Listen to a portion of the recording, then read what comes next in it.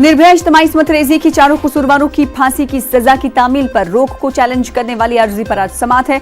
Delhi high court इस मामले पर आज फैसला सुना सकता है। दरअसल मरकजी हुकूमत ने हाईकोर्ट में अर्जी दाखिल करके कहा था कि तमाम कसूरवारों को अलग अलग फांसी दी जा सकती है। अर्जी में कहा गया है कि जिन कसूरवारों की रहम की अर्जी खारिज की जा चुकी है, इन्हें फांसी दे दी जानी चाहिए, क्योंकि कसूरवार अपने आप को बचाने के लिए अलग अलग रहम की अपील सदर जमहूरिया के पास भेज रहे हैं। लीगल रेमेडीज के नाम पर फांसी के अमल में ताखीर हो रही है। आपको बता दें कि दिल्ली के पटियाला हाउस कोर्ट से 2 बार डेथ वारंट जारी होने के बाद भी चारों कसूरवारों की फांसी 2 बार टल चुकी है। इसी मामले पर बातचीत करेंगे, रुख करेंगे दिल्ली का। हमारे साथ हमारे नुमाइंदे जुड़ रहे हैं, सुशील पांडे। सुशील, तारीख पे तारीख लगातार और फांसी में लगातार हम ताखीर देख रहे हैं। आज जो समाअत होगी, क्या लगता है कि अदालत की तरफ से जो फैसला सुनाया जाएगा वो किस तरह का फैसला हो सकता है? क्या फांसी में जो ताखीर हो रही है अब वो ताखीर टल जाएगी और जल्द से जल्द तमाम को फांसी दे दी जाएगी? और जिस तरह से इस अर्जी में कहा गया है कि जिन जिन की रहम की दरख्वास्त खारिज कर दी गई है उन्हें तो एटलीस्ट फांसी दे दिया जाए। जी देखिए हिना, ये एक महत्वपूर्ण प्रश्न होगा, क्योंकि हाईकोर्ट के सामने फिलहाल जो दोषियों की तरफ से वकील पेश हुए थे, उन्होंने कहा था कि इससे पहले दोषी मुकेश ने भी दिल्ली हाईकोर्ट में याचिका दाखिल की थी। तब हाईकोर्ट की डबल बेंच ने यह आदेश दिया था कि इस मामले को वो या तो कंसर्न कोर्ट में चैलेंज करें या फिर सीधे सुप्रीम कोर्ट में चैलेंज करें। तो हाईकोर्ट के सामने स्थिति ये भी है कि वो केंद्र सरकार की इस अर्जी पर आदेश क्या देता है।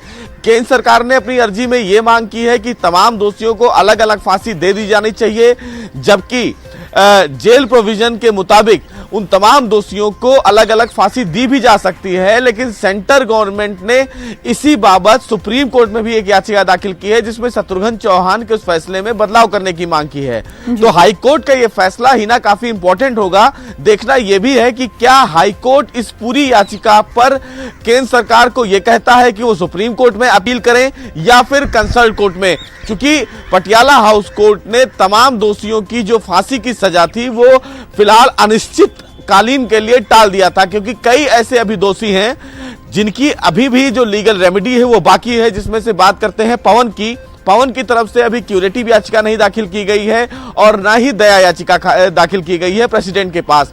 अक्षय की जो दया याचिका है वो प्रेसिडेंट के पास अभी लंबित है। ऐसे में क्या उनकी फांसी के ऑर्डर पर बिना विचार किए जो 2 लोग हैं, यानी कि विनय और मुकेश, उनको अलग से फांसी दी जा सकती है या नहीं, यह तय करना होगा। लेकिन महत्वपूर्ण मामला इसमें यह भी है कि अगर हाईकोर्ट केंद्र सरकार की इस अर्जी पर सुनवाई को तैयार भी हो जाता है और आदेश दे भी देता है, तो उस आदेश को तुरंत सुप्रीम कोर्ट में चैलेंज कर दिया जाएगा। तो राह अभी इतनी आसान नहीं है ही ना, क्योंकि कहीं ना कहीं इन तमाम दोषियों की तरफ से कानूनी दांवपेच करके इस पूरे मामले को लंबा टाला जाने की कोशिश की जा रही है।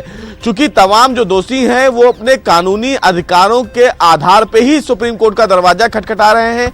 सुप्रीम कोर्ट अगर चाहेगा तो ही इंटरवीन कर सकता है, अदरवाइज कोई भी इंटरवीन इस मामले में डायरेक्ट नहीं कर सकता है। कल की तरफ से तमाम गुंजाइश इख्तियार की जा रही है, जिन को लेकर कानूनी रास्ता दिखाई देता है उन्हें वो साथ ले रही हैं और आगे बढ़ रही हैं। सुशील, ऐसे में ये काफी अहम हो जाता है कि मुतासरा की वालिदा क्या कुछ कहती है इस हवाले से, जो केंद्र सरकार ने अर्जी दाखिल की है कि अलग अलग फांसी दे दी जानी चाहिए। क्या उनकी तरफ से कोई रिएक्शन आया? जी, उनकी तरफ से यही रिएक्शन आया है कि वो लगातार लगभग 8 से 9 साल हो गए वो लगातार इंतजार कर रही हैं। केंद्र सरकार की इस पहल से वो काफी खुश थी। उन्हें लग रहा था कि केंद्र सरकार की इस पहल में हाईकोर्ट शायद उन्हें राहत दे दे, लेकिन अगर कानूनी पहलुओं की बात करें तो अभी राह इतनी आसान नहीं है। निर्भया की मां को जब फिलहाल अनिश्चितकालीन के लिए फांसी टाल दी गई थी तो आपको भी याद होगा कि वो कोर्ट रूम के बाहर रोने लगी और उन्होंने कहा कि अब उनकी हिम्मत टूट रही है। लेकिन चूंकि संविधान में ये प्रोविजन है कि जब तक किसी भी दोषी की आखिरी सांस तक उसके पास अधिकार है कानूनी, तब तक वो अपने अधिकारों के लिए लड़ाई लड़ सकता है, क्योंकि मामला जीवन और मृत्यु से जुड़ा हुआ है। अगर कोई भी दया याचिका सुप्रीम कोर्ट में भी आती जाती है हिना, अगर वो डेथ पेनाल्टी से संबंधित है तो सुप्रीम कोर्ट के आदेश के मुताबिक सुप्रीम कोर्ट को उस याचिका को 48 घंटे के भीतर ही सुनना है, चाहे और कितनी भी याचिकाएं पहले लंबित हों। तो ये प्रोविजन है सुप्रीम कोर्ट का, और इसी प्रोविजन का फिलहाल केंद्र सरकार की तरफ से कहा गया है कि ये दोषी इसका माखौल उड़ा रहे हैं। उन्होंने कहा कि कानूनी दांवपेच में जिस तरह लूप होल है, ये तमाम दोषी उसका मजाक उड़ा रहे हैं, और समाज में इन तमाम दोषियों की तरफ से अगर फांसी डिले हो रहा है तो लोगों का जो धैर्य है वो टूट जाएगा, और तेलंगाना में जो चीजें देखने को मिली थी वो स्थिति ना हो जाए। एएसजी जो सॉलिसिटर जनरल तुषार मेहता ने कोर्ट में ये दलील दी। अब इसमें सबसे important part Delhi high court के फैसले का है कि क्या दिल्ली हाई कोर्ट केंद्र सरकार की इस याचिका पर कोई अहम आदेश देता है।